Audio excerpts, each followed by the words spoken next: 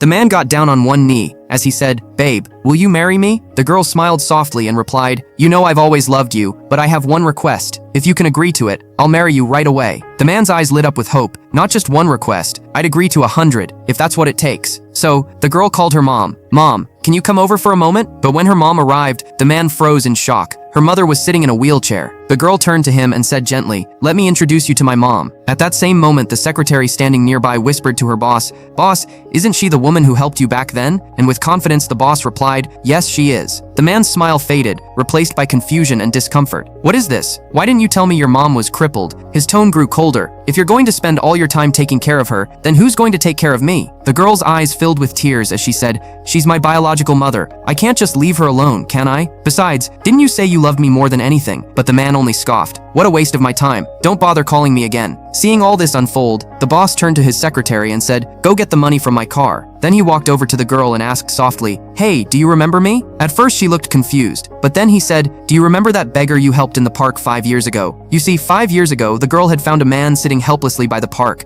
dirty, tired, and hungry. She handed him a bottle of water and some food and asked gently, "Brother, what happened to you?" He looked up, embarrassed, and explained, "I just arrived in this city, but I lost my phone and wallet, and now I'm completely lost." Without hesitation, the girl smiled and said, "I have some money here. Please take it and use it to find your way back home." Before she walked away, the man looked up and said, "Can you please give me your contact information? I'll definitely pay you back one day." But the girl just smiled and said, "No need, brother. Just promise me you'll pass on this kindness to someone else." What she didn't know was that the man she helped that day was actually the son of a powerful businessman, heir to a massive company. Now, years later, the girl finally recognized him. "It's you. You've changed so much since then. You look successful and happy." The secretary then returned. "Boss, here's the money." The man turned to the girl and said sincerely, "Take this as my way of repaying your kindness." But the girl shook her head. "I can't take your money." The man looked into her eyes and said softly, "I saw your boyfriend walk out on you just now, and it broke my heart. So tell me, if you're willing, would you be my girlfriend?" Before she could respond, her mother suddenly stood up from the wheelchair, shocking everyone. "Daughter," she said with tears in her eyes,